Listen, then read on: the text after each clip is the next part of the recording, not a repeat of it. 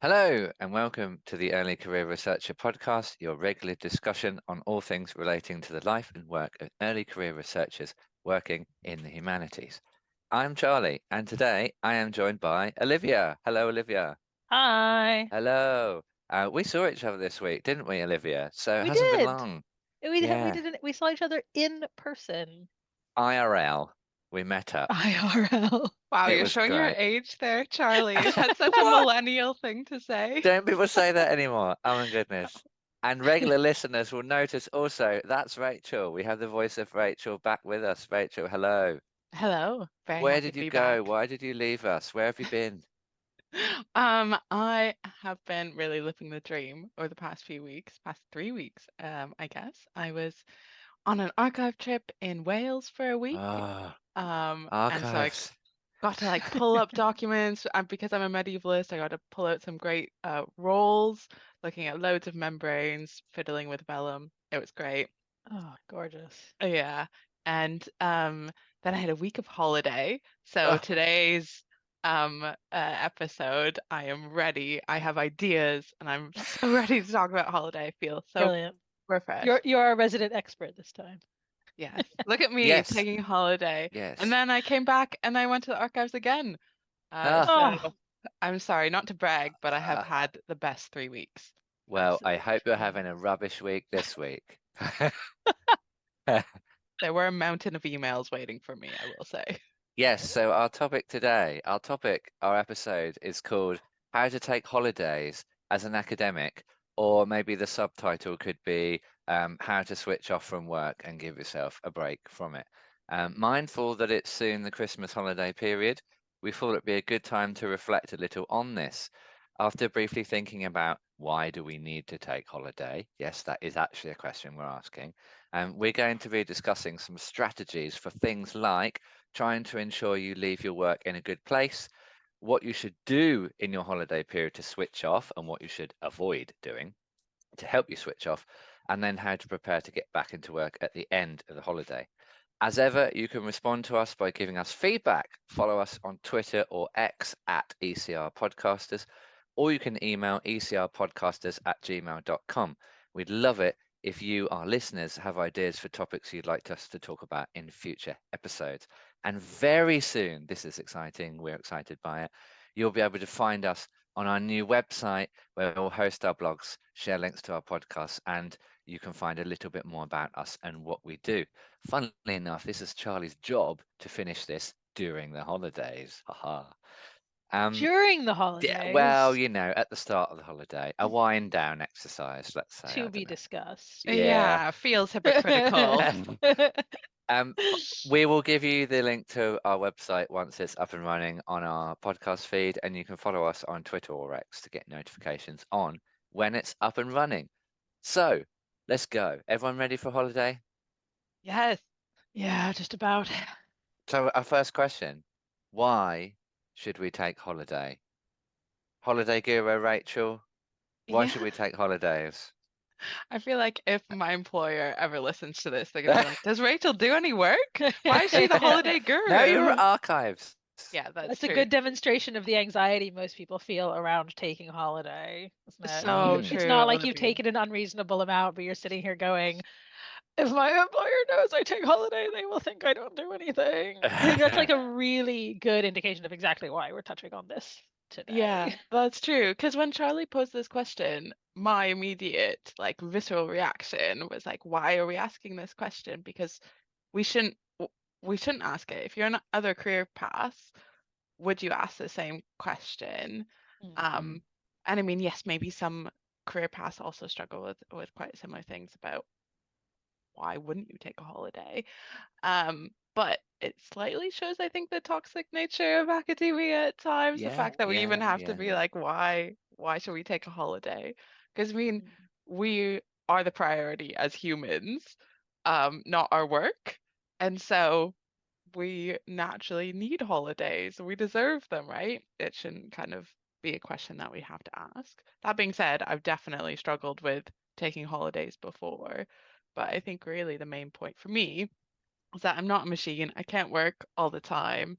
And yes, there's an argument that if you um, don't take a holiday, then you won't produce good work.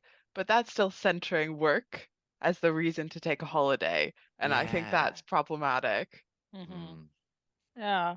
I I I don't know about you, Rachel, because you're originally from Canada. Is that and I don't know what the holiday allowance in Canada is like, but in the United States, statutory holiday leave is 5 days a year. What? And when I moved to the UK and discovered that standard is something like, I don't know what statutory is here, but standard is about 25 in most kind of white collar professions. And I I think that really triggered something for me in terms of being like, oh, like this seems more normal. Like people need a certain amount of time, and I think I've actually found it easier to take holiday since moving. I mean, I didn't really have a professional life in the US. I've only ever worked in the UK, but because of that shift in thinking that I had, I've actually found it easier to take holiday as an adult because I've kind of been like, I felt like permission is almost granted to me in kind of a cultural way. And Mm. when people in the UK say, "Oh, I really struggle to take holiday," I'm like, I get it, like we all do. But if you think about the way that it manifests in this country as opposed to the way it manifests somewhere like the US, where like we have the holiday, and I think that that sense that it should be used in order for your own well-being Mm. is pretty important, and maybe a bit more culturally prevalent than it is in other places. Yeah, and I think in our job, if you're a PhD researcher or if you're early on in your career, you're trying really hard to make your way in the world, and you're maybe measuring yourself against other people, be it like healthily or unhealthily. And I think there's a tendency to think if you like the more time you take off, the further behind you're going to be from other people, right? Um, but actually, I guess like what we're going to try and do today is show people actually holidays help you to be better at that.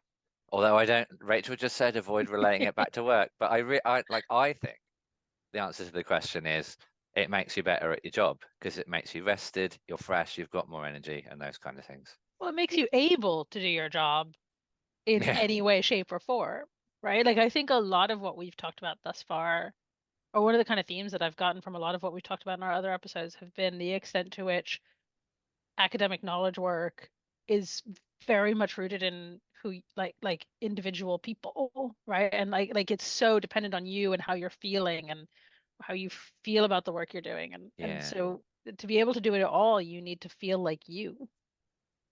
Yeah. Oh, that's so deep.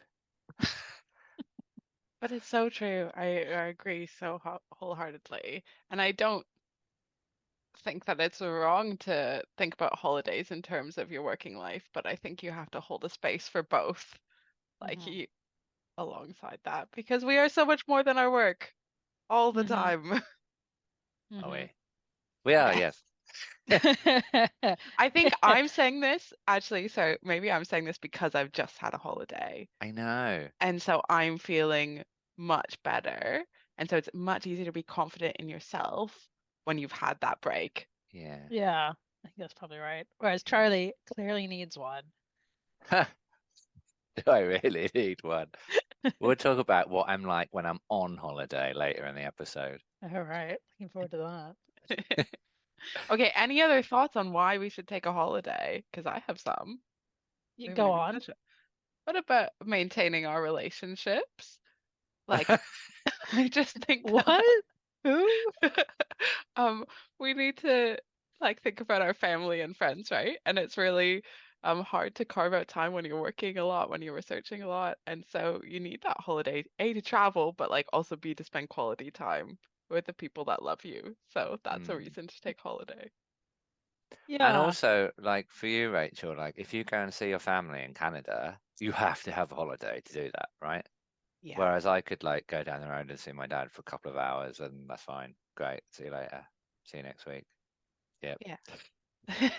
That's But true, but you couldn't see your in-laws necessarily, right? You need more time to like travel, and I think Yeah. most people have family further away that they want to see at some point.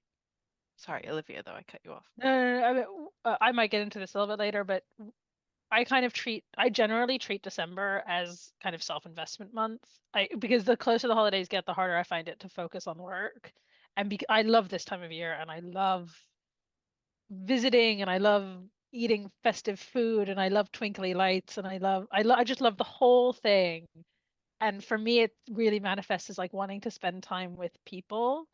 So I generally try to treat December as like work is going to be, it's done, but like I try to do things that maybe I like, the fiddly things that don't require a huge amount of brain power.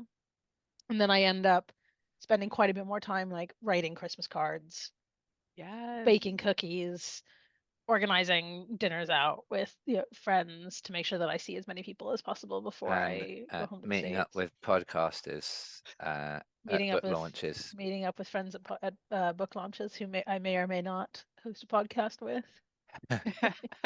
You couldn't comment. I couldn't possibly comment.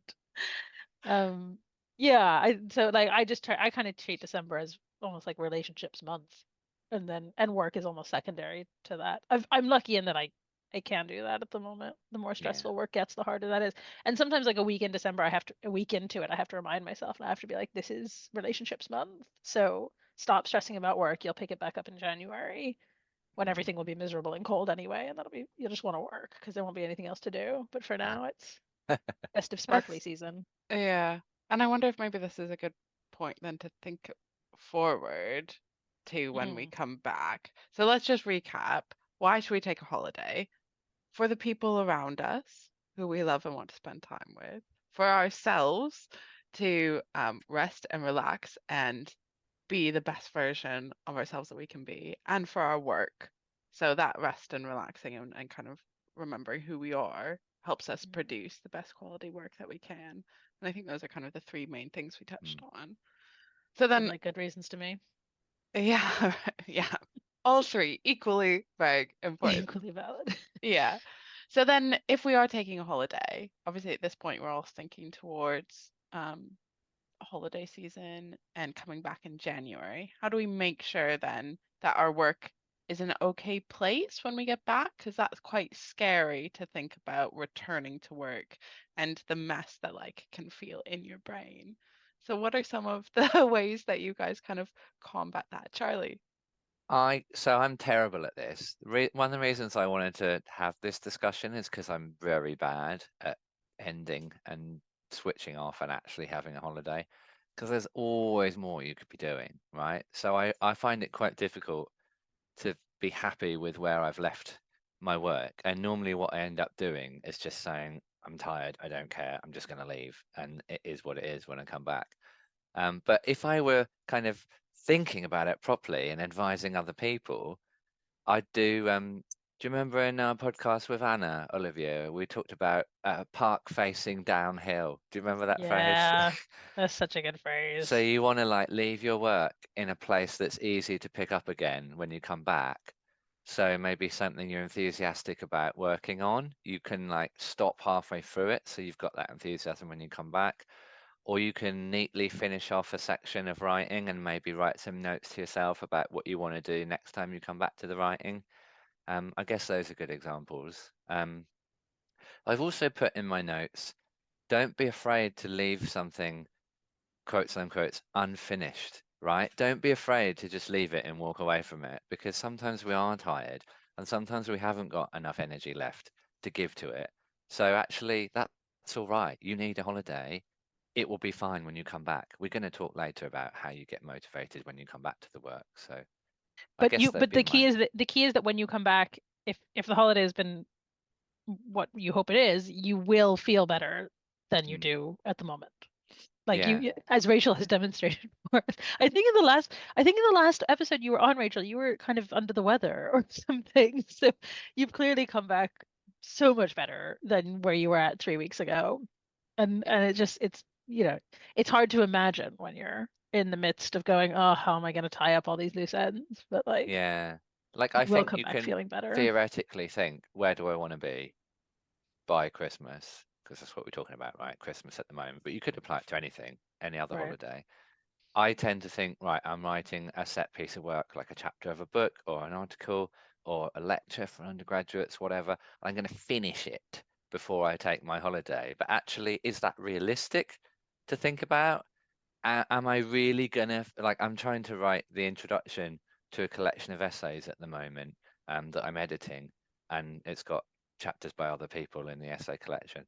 I said to myself, I want to finish this introduction by the Christmas holidays, but I now know it's probably not going to happen.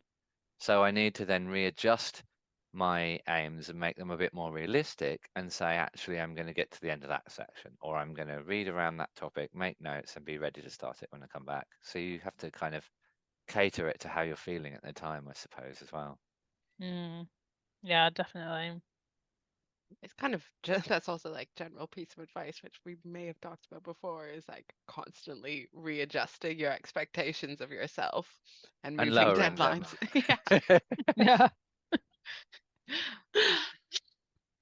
I try to set myself a deadline like a full week before the point I'm actually going to be taking off. And usually it's because I generally at this time of year I go home to the States, see family, so I usually have a clear deadline by which I'm going to be on a plane. And so I try to kind of make sure most of the big stuff is, if not like finished, like I've kind of I set myself one deadline for a week before that of like I'm gonna get something kind of done around then. Usually, and it might be something I've been working on for 2 months or whatever. But and then the final week, again, because I'm keen on writing Christmas cards and baking cookies and doing all sorts of terribly cottagecore twee things, the final week, because I just know the closer I get to the time I'm leaving, I'm not like the less I'm going to be able to work. So I just do like little fiddly things. I'll do citations, or I'm what am I doing at the moment? I'm doing some administrative stuff so that I do some work for the university. I'm doing some administrative stuff. It's like it's mindless. I do it with the telly on in the background, but I can do it, and like if it's work, it technically counts as work. Has So It is have work, any not technically. Wait, no, hold okay, up. yes, no, That is no, it so is work. absolutely work. It's just not it's not, yes, it's absolutely work. It's just not, it's not research. It's not research work. are any of you willing to like share a bad experience of like panicking, like finally panicking and realizing, oh no, it's holiday. This like what are your worst experiences of this? Have you got any, or are you not willing? Maybe I'll have to do it. I'm willing. I'm just trying to think of Yeah, something. same. I've got I tend to like black out bad memories. I'm like, nope, I don't want to remember that. Thanks. Last year, my upgrade was due by the end of the year. So your PhD My upgrade. PhD upgrade. So my kind of halfway point essay Hmm. was due at the end of the year. And I don't know that this really revolves around like holiday and struggling to take it, but that was a pretty rough period in the lead up to the holiday, because technically it was due at the end of like 31st of December, but I obviously wasn't. I was pretty clear I was not going to work on it over Christmas. I think again, when your family are quite far away and you have to travel to see them, it's a lot easier to be like, I'm absolutely not going to be working over the holidays, because I just understand the circumstances and they're just not going to be correct. So I was clear I wasn't going to work on it over the holidays, and the lead up, I think I set myself a deadline of the 16th of December, again like a week before the actual day I was going to be flying home. And I guess I made it, but it was a pretty grinding first 2 weeks of December. I, I found it really difficult to be in December and to be working that hard, because I just go into hibernation in December. And again, I know I keep banging on about this, but I want sparkly lights and festive things. So that's one of those experiences where you maybe had an unrealistic ambition for the stuff that you could achieve, and then like you got annoyed with yourself because you didn't quite get there. Is that fair? Basically, I mean, I submitted something, but it wasn't Yeah. as much as I would have liked it to be. And you probably worked yourself way too hard in that time. I worked pretty hard. I think I sort of felt at the time I was like, okay, well, it took a number of months, but the first 2 weeks of December were the final 2 weeks of it, and I think those were pretty hard for the time of year and my understanding of how well I can focus in December. Yeah. That kind of thing. I think we met in that Christmas break, didn't we? We met up and talked about that kind of Yes, of stuff. course Do you we remember that? were. Yes, we saw each other in Cornwall. We did, yeah, on a holiday, funnily enough. Yeah, yeah, well, yes, quite. And I was on the recovery from that upgrade. That was randomly, Rachel, I don't know if you know this story. Basically, No. I tweeted a picture saying like, thank goodness I made it to Cornwall. What a lovely morning. And then Olivia saw my tweet and said, the house I'm staying in is in your photo. where are you? And I was It's like, well, we're both in the same place. across the village from Yeah. me. That's Weird. amazing. Yeah. Oh, It that's was like so good. Boxing Day morning or something I as can't well. It remember. was really surreal. Did you have a Weird. horror story, Charlie, that you're willing to share? And how you learned from it, crucially. Yeah, crucially, yeah. Yeah, definitely. When I was a PhD student, I was entering an essay competition where I had to submit a conference paper that you've given, you could turn it into an article, submit it, and then the competition will be like judging those and picking a winner, and the winner gets a prize or whatever. Um, the deadline was the 31st of December.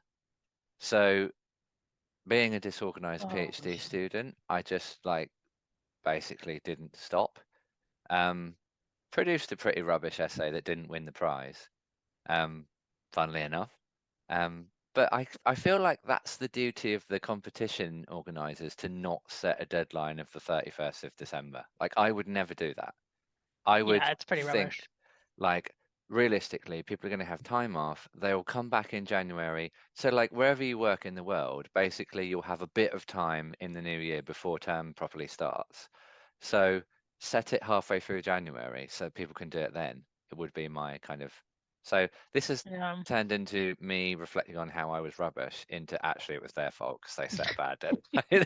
I know that the Uh, listeners obviously can't see our face, but as soon as you said the 31st of December, both Olivia and I made a face. Like we both, I don't know if we fully rolled our eyes, but we're both like, that was a questionable decision. Yeah. Yeah, Well, there that was a seems pretty happy end bad. to the story, which was that although I didn't win the prize, the journal editors still thought that it was quite a good essay, so they helped me improve it, and I was published in the journal, and that was my first academic article. So, Oh, so it ta-da! all works out in the end. But Hmm. still, that's not, yeah, that sounds pretty rubbish. I think it's interesting that you mentioned prize applications or kind of essay submissions because I know a lot of what people are like a lot of people at the moment are going through postdoc and PhD applications, Hmm. and a lot of that stuff is due kind of around this time of year or Yeah. like first week of January kind of thing. I think I almost think the first week of January is worse because you have to work. Like there's just not enough time on the other side Hmm. to produce anything. So I mean, you might be able to take a week off over Christmas and then do a final week after New Year's, but I really feel for everybody who goes through the Christmas period or the And holiday also, season with how do you switch applications off from it? outstanding. And also, how do you switch off from it, right? Because if it's due in January, you're still thinking about it.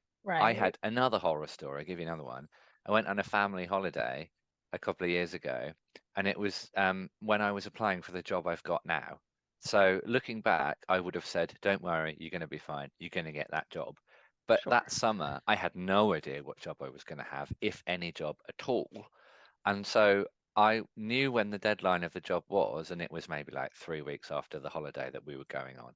But my demeanor that whole summer was pretty miserable, so I didn't know where I was going to Right. be working or whether I was going to be working in academia or whatever. So while we were on this family holiday, I was like taking time off to like go to coffee shops and get some work done on my job application and stuff. And I just I didn't switch off from it, but I'm really bad at that. And so I couldn't enjoy the holiday unless I'd scratched that itch a little bit and done a bit of work on those applications. So it was in a Right. horrible situation. This episode is really like, tell me what to do because I'm terrible at it. I claim to be no expert. Okay. I feel go ahead. Oh, sorry. I just No, have no. 2 points. One, because this discussion has reminded me to any academics that are listening, don't forget that you all have to write reference letters that are also due in the beginning of January. I literally like made a note to myself. I was like, right, I have to submit those reference letters before Christmas, but that also relies on PhD students or MA, MPhil, etc., whoever you're writing Right. references for, they also have to submit them um, before you can do the reference. So yes. Sorry, Charlie, go ahead. No, I finished. Don't worry. Oh, okay. I thought you like raised your hand to No, like no, make a I'm comment. done. Um, I've forgotten what the other thing is because now I'm just You thinking said about two. reference. I did. It'll Um, come to you. it'll Oh, come to yeah. me, but I think maybe I wanted to kind of bring it back to how you can pause writing applications or work. Mm, Um, to take a few weeks, because I think maybe you guys talked about this in your episode last week with Anna, about like writing where you got to. So one of the things that I do when I need to pause is that I write summary paragraphs of where I've got to, so I can remind myself quite quickly when I come back in. Hmm. And also, I don't know if either of you two are like this, but I have a really bad habit of having about 100 tabs open on my like Yes. Safari. Right. Close your tabs. Yeah, but okay, I spent a long time finding the right resources, and then I never Right. quite finish with things. And if Yeah. I'm working on a project, I'm like, right, I know I can't get through all of these before I go on holiday. This is what I've been doing this morning, is going through and closing what ones I can. But the ones that I can't that still relate to projects that I'm gonna pick up in January, I group and save the tabs and Yes. then link that into my summary paragraph. So I can be like, right, when you come back, here are the here's the group of tabs that relate to this Wow. project. Go back and Oh, finish it. And it's that's such a life hack. yeah. I love that, because there's nothing worse than being on holiday and having to open your computer to do something non-work related, and up pops the window of 1,500 tabs that you're like, no, I don't. Yeah. They're gonna go deaf now, but it's like, it's such a like anxiety shock. Save them and then close them. I love that, because you know you can also, you can bookmark. Yeah, is that what you mean? You can Bookmark. bookmark like an entire group of tabs and then come back to them. Love that. Yeah, so I Maybe save it with the project title and the date, so I know. Oh, I love maybe that. we'll have a workshop from Rachel, like a master class that people can sign up for on how to group your tabs. The one thing I can teach you, how to group tabs. Rachel's Guide to Grouping Tabs. The new bestseller for Waterstones. Watch out, people. Okay, any other advice for leaving work in a good place before we kind of move on to actually like if we're imagining in our I mean, minds? if it, my last thing I'd say is probably if it really comes to it and you're tired and you cannot focus and you're hungry and you're stressed and you just want it to be the break, it's just have a bloody break and just Just walk stop. away. Don't be afraid to be nice to yourself. Yeah. I think I if I was more on top of things, I mean, that's basically what I end up doing most years. But if I was more on top of things, I'd probably do a kind of a middle ground of what you mentioned, Rachel, and I'd probably journal something. So I'd probably write, because I keep a planner, and at the end of every day I try to write my to-do list in it. So maybe on my final day I'd like write where I was at on the final day, and then I at least have like a aid memoir when I come back. It's a bit like your kind of like you said, a summary of where the project is at so far, or something like that. Yeah. yeah, But I'm hopefully not these on top of it, so I don't. but that's At some okay. point I Some will. years you're gonna be better at being prepared for your holidays and other times you aren't, and that's okay. Yeah. That's perfectly normal. But how do we actually relax? Maybe this is the next question. If we've like kind of going through the stages of why we should take a holiday, what do you do to prepare, and then how do you actually relax and switch off? Maybe Charlie. yeah. Go on, you go. You're keen. I can see you typing on our shared document notes. I'm not typing anything. Go, go. What? I don't know. I mean, So our first point is reflection, right? Go, go.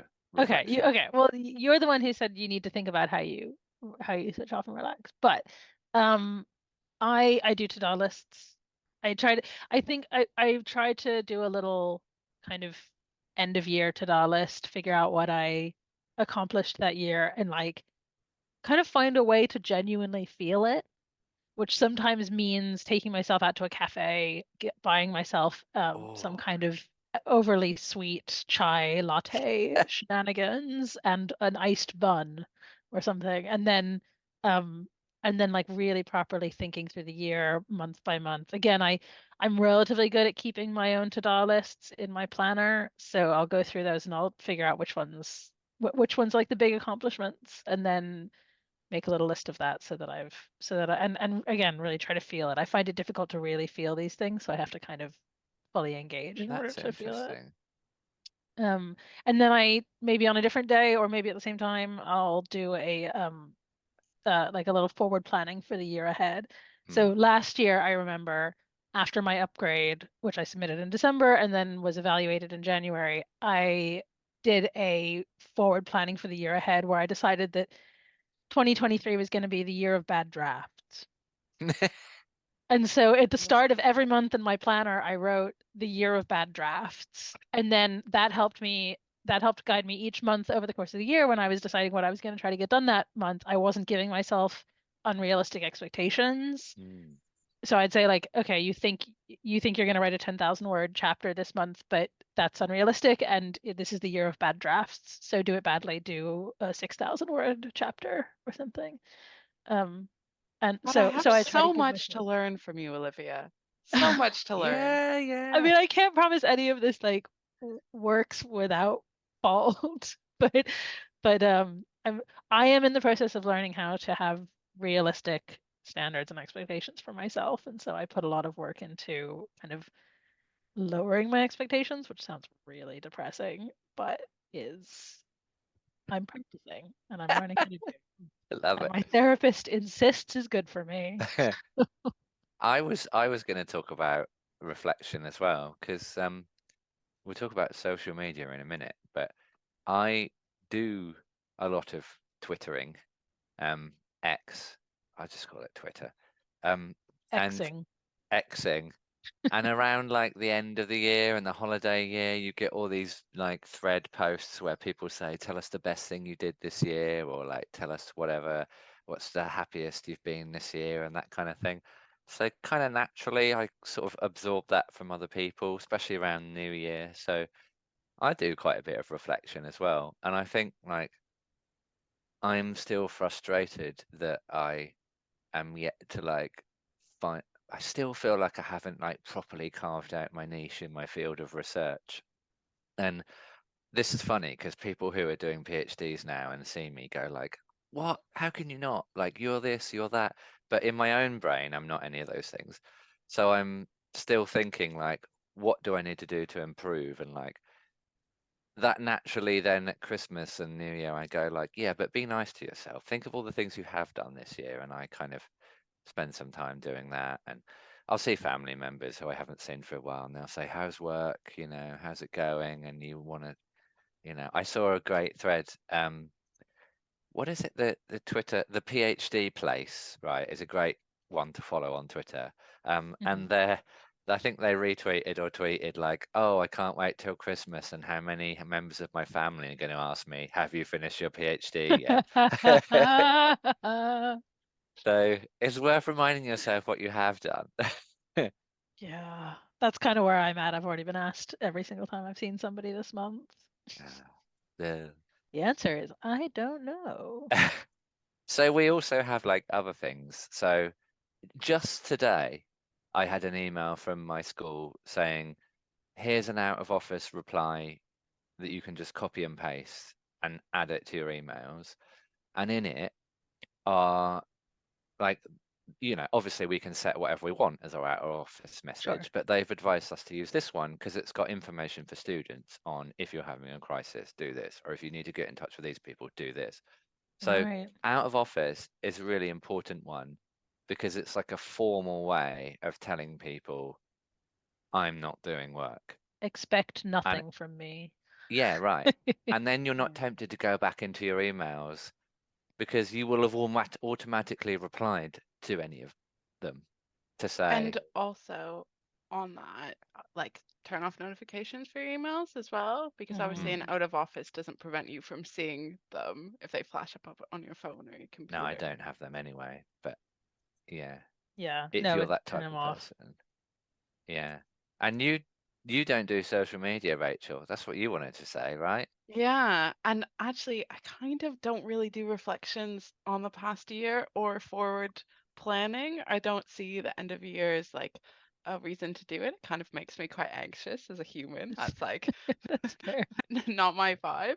Um, so I just like turn off Twitter, like remove it, hide it from my phone on my phone or delete it over the holidays because I see Twitter as very much a work related Mm, platform because I really only follow academics on Twitter.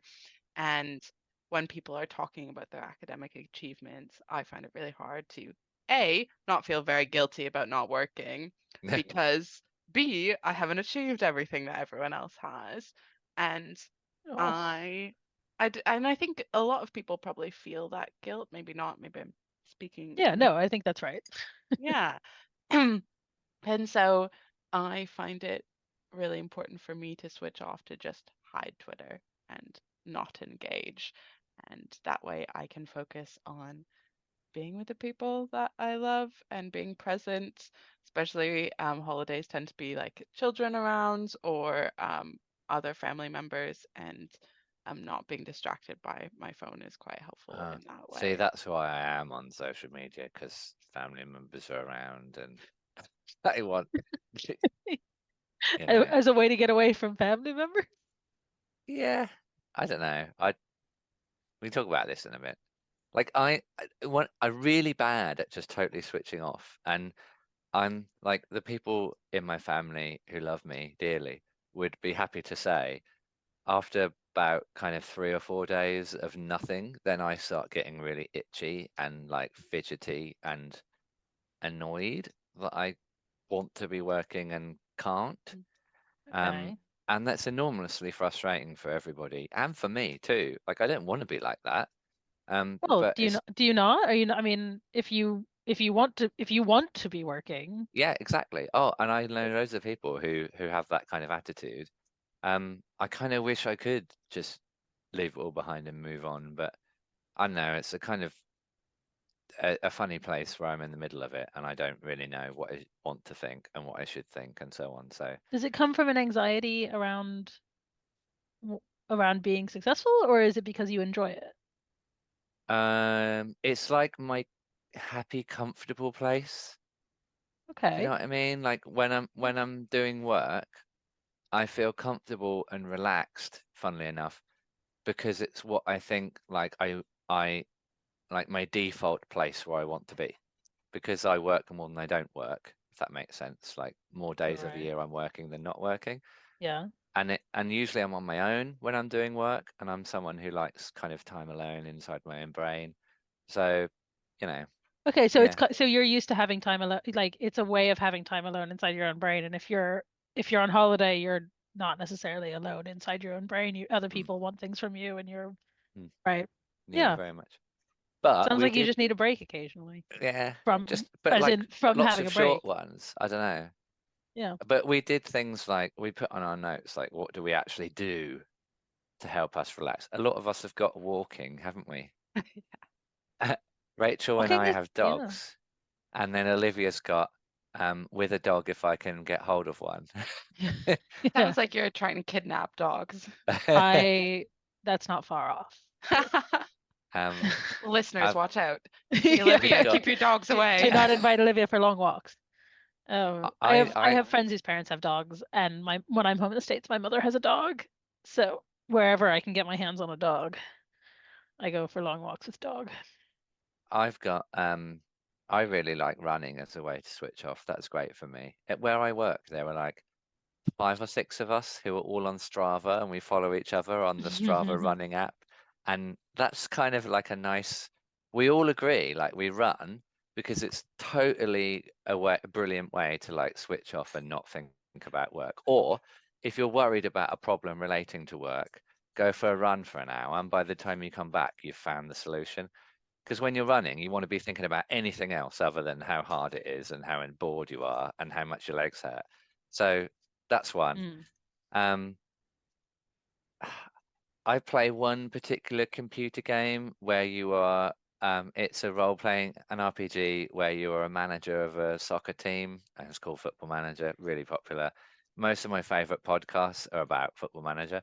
So I like, apart from this one, I thought for some reason I thought that was going to go in a much more embarrassing direction than Football Yeah. Manager. no, For some just reason that. I thought you were going to tell us you were into like role playing as like a troll in some No, kind of no, like no, no. I just, under the bridge no, fantasy game or something. nothing wrong with that. Lots of academics do Absolutely that nothing wrong with that. brilliantly. But like when I'm playing that game, it's totally immersive, and I can be in a room full of people and no one will get anything from me.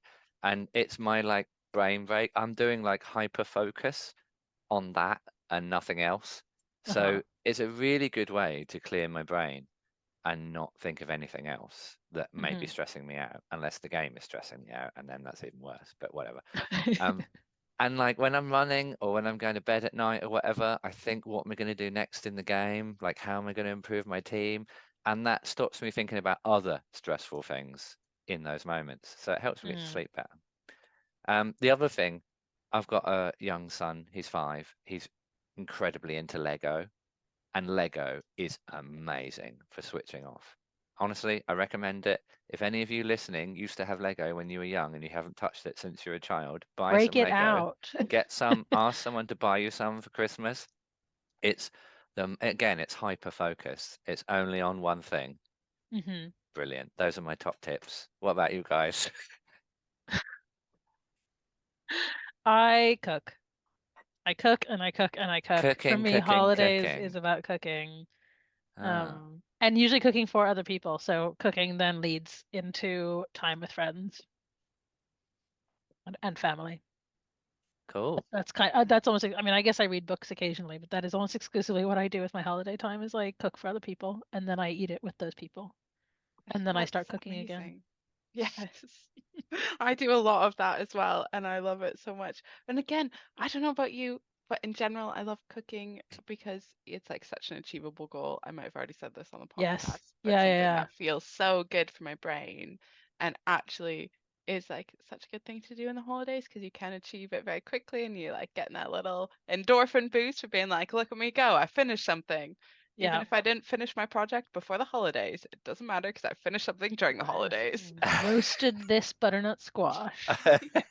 Yeah, it's creative. I mean, cooking is creative. And for me, I mean, I cook at the end of days where I think I cook all the time, but at the end of days where I think I haven't achieved much in Mm, terms of my actual academic work, I'll go cook something because it feels like a creative process that I know how to do and I understand the steps and at least yeah, I produce something at the end. So, I would say too, I think maybe there's an opportunity for listeners to experiment with like different things. These are all very personal things that yeah, we've yeah. suggested for switching off, right?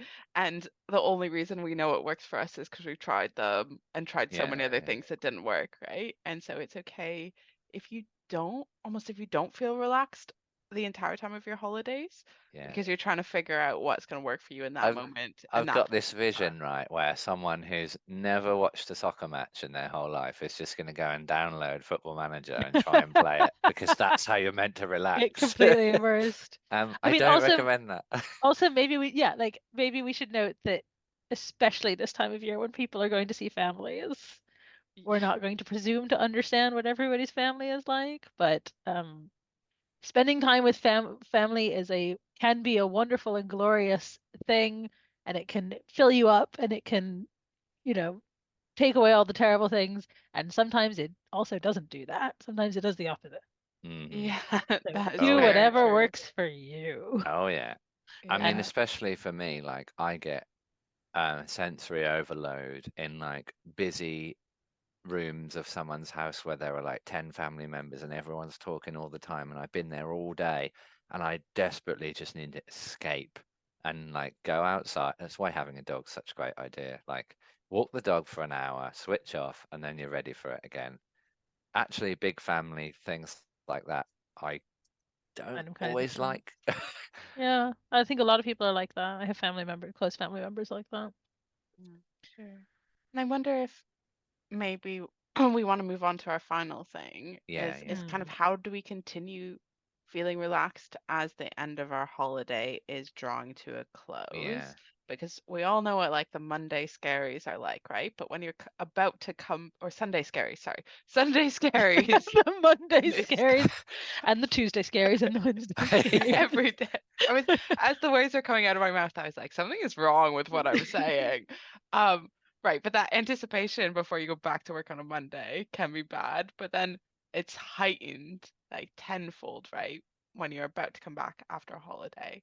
Mm. So, do we have any tips for maintaining that feeling of quote unquote relaxation in the days before you go back to work? And then how do you actually ease yourself back into work? What are your experiences, Olivia?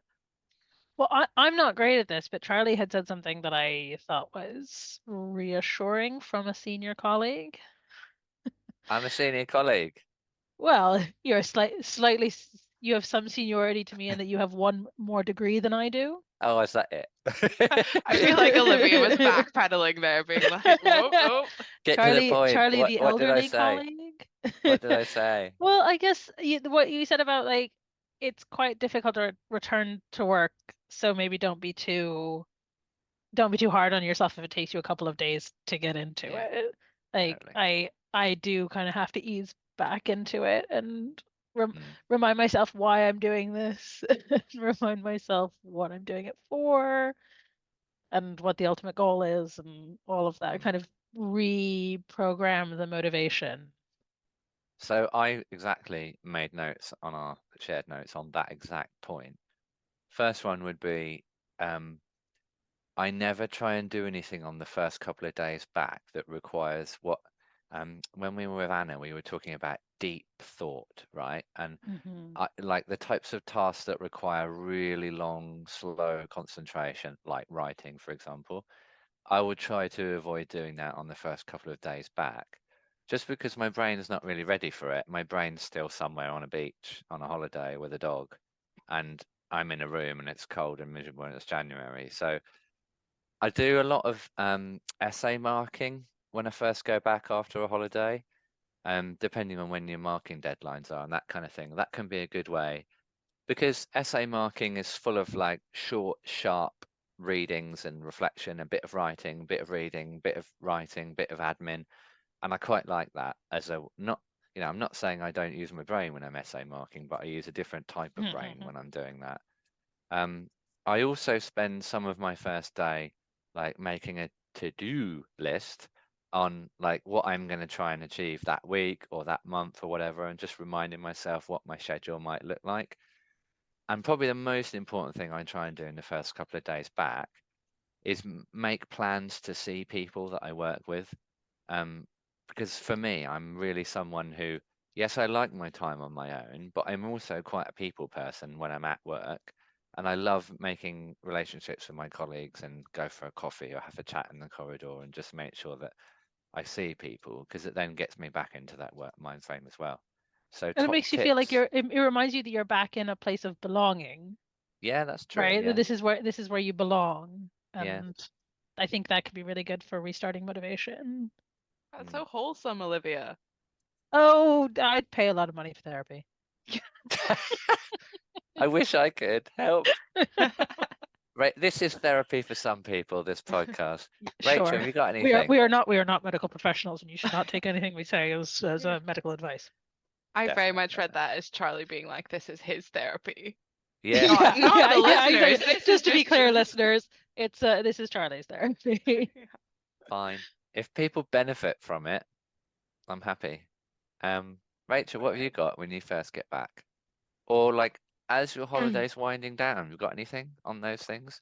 I don't have very good practices as the holidays winding down. I kind of also get that itchy feeling to work that is quite similar to what you talked about, Charlie. Yeah. And so I tend to either the day before or a couple days before, I actually catch up on all my emails before I like officially return to work because I find Ah, um that is like quite a good way to clear my mind or the weight on my mind about going back to work. Because if I clear my inbox or like get it as low down as I can, then it feels like when I actually officially return, I can focus on the work that I want to do or the work that I really yeah. have to do. Hmm. So, I wouldn't say that's a really like necessarily great practice because it's not advocating for taking your full break, but it Well, does, but you can do that on your first day back instead of doing it yeah, when you're a couple days out from finishing.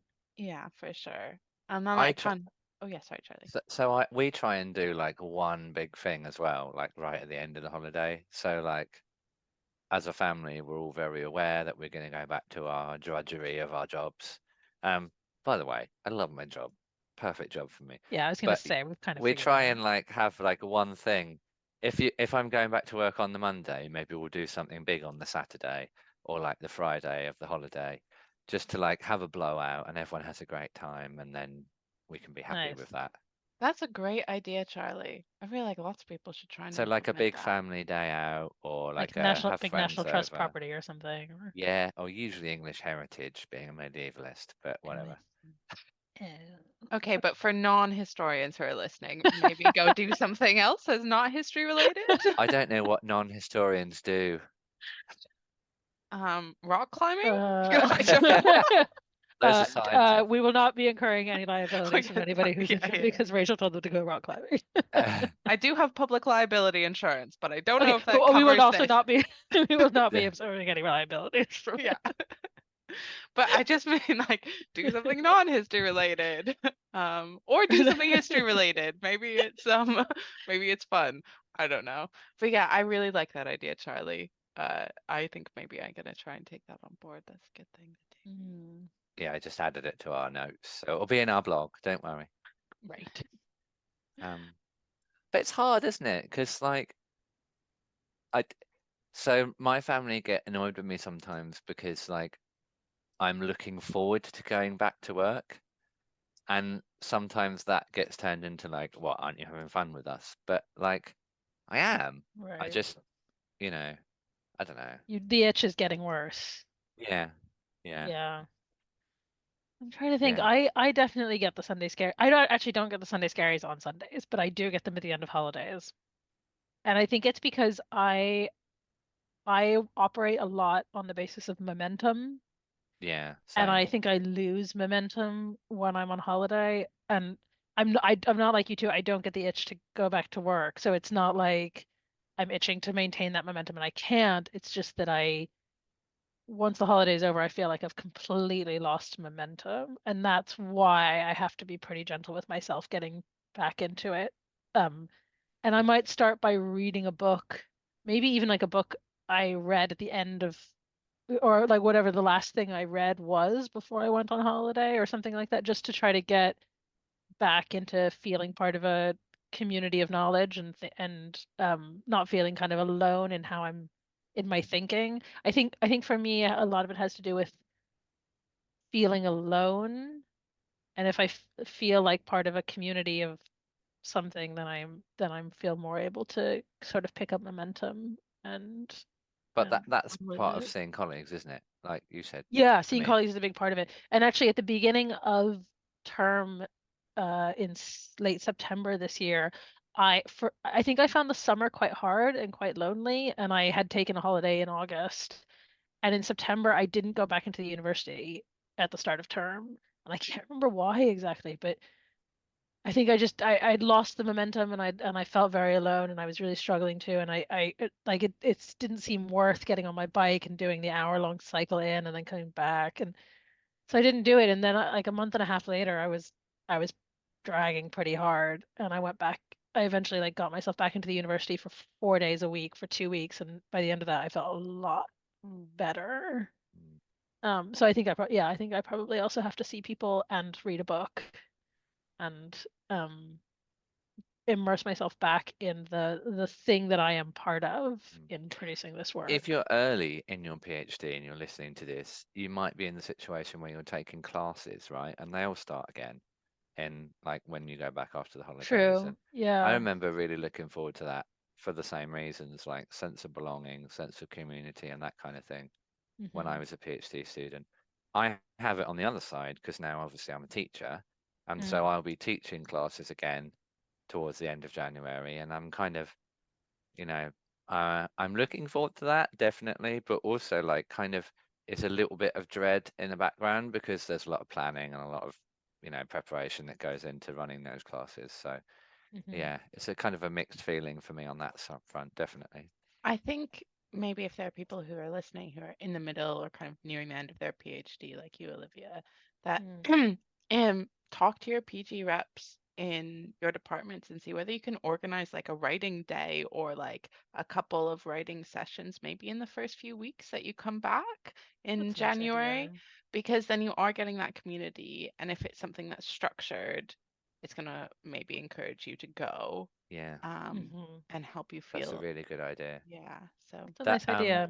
the Yeah. Twitter feed, the PhD place, they do like an online writing retreat mm, um pretty much every day. But I went to my university one this morning, and it was just me and one other guy. But I definitely finished the writing that I wanted to do today. So like my little daily target that I tried to do, because I Yeah. went to that writing group for 2 hours with my colleague on a Teams meeting, got it done. They're really good, really, really good. Yeah. And just nice because Nice. you obviously then like felt part of the university today, even if you're working from home. Still Yeah. reminded you like part of that community. Does it look like I'm working from home and my background? Is No your one can office see this. wood beamed? No. Has my office a 16th century house? No. Right. Okay, so do we have any final bits of advice, maybe based on our own experience, that we want to share to the listeners? Charlie always asks us what is it? Single piece of advice. If you had a single. Oh dear, sorry. Charlie always asks what our single need a piece of holiday. advice would be, right? Yeah. What's yours then? Take a holiday. I think mine's like, this is one of the ultimate examples of how our career path can make us feel like we're inadequate, right? I think holidays really can make people feel like they're inadequate because you're having a break from work, so you're not making progress. And maybe you're looking at other people around you and measuring yourself and reflecting. I feel like this is a tough one for like your own self-perception of yourself. Holidays can be tough. You've got to stop and then start again. It's all the things we've talked about. So I guess like the one big thing I'd say applies to pretty much everything we talk about on this podcast is be kind to yourself and don't beat yourself up about whatever situation you think you're in. Some people will have just done one term of their first PhD year and they're probably confused and tired and pessimistic about how much work they've done. Some people might be listening to this and like, I don't know, you're in your 60s and you've written your 5th book, but you still have to finish that 6th book, whatever. It's a really good example, I think, this topic this week on how our career can sometimes make us feel inadequate. So that's okay if you feel like that. Be kind to yourself. And at some point we'll do an episode on imposter syndrome and then it'll all be solved. Will it? Just hold out and wait for that. Or what if our episode isn't good enough on imposter syndrome? Oh. It's going to be like, also, we're not liable for delivering that. Just want to make that Also, clear. we are not liable for delivering an episode on imposter syndrome. Or how to fix imposter Or syndrome. how to fix imposter syndrome. We cannot fix your imposter syndrome for you. I would Rachel? like to end by saying that both of you took things that I'd like to say. So I'm just a bit mad at you both. So my piece of advice is to get a dog and that wags its tail while sleeping, which is what mine is currently doing next to me. And it makes me happy, unrelated to holidays. But I think get a dog is such a good piece of advice. And Daisy has made her obligatory appearance on the podcast. My dog Daisy is spark out asleep behind me. Just great. It's the best way. Children and dogs are amazing when they're asleep. We will be retitling. You shouldn't laugh so loudly. And we will be retitling this podcast The Early Career Researchers and Their Dogs podcast. Great. On Well, that note. I think on that note, yeah, thank you to you guys for coming and having a good chat about it. Thank you to our listeners. As ever, you can follow up on the things that we talked about by reading our related blog post, which will be posted on the podcast description when the website is up and running, as soon as I do it in probably about a week or so. So by the Christmas break, it will be there. Follow us on Twitter or X at ECR Podcasters. You can email us, ecrpodcasters@gmail.com, if you want to get in touch with some feedback on the things we talked about, asking for more advice, or if you have ideas of things you want us to talk about next, then please let us know, because we're always looking for ideas of new podcasts. We're probably going to go away now for our Christmas breaks and practice what we've preached in this episode. But we've got some exciting ideas for future podcasts with more guests coming to talk to us in the new year. So look out for our new episodes, and we'd love to hear from you. And you can tell us what you think about them. So it's goodbye from me, goodbye from everybody else. And a very festive best wishes. Ah, lovely. Hope you get a nice holiday. Yeah, have a good holiday, you guys. See you in the new year. Take care. Bye. Thank Bye. you. Bye, everyone. Hope you enjoyed listening. Ta-da.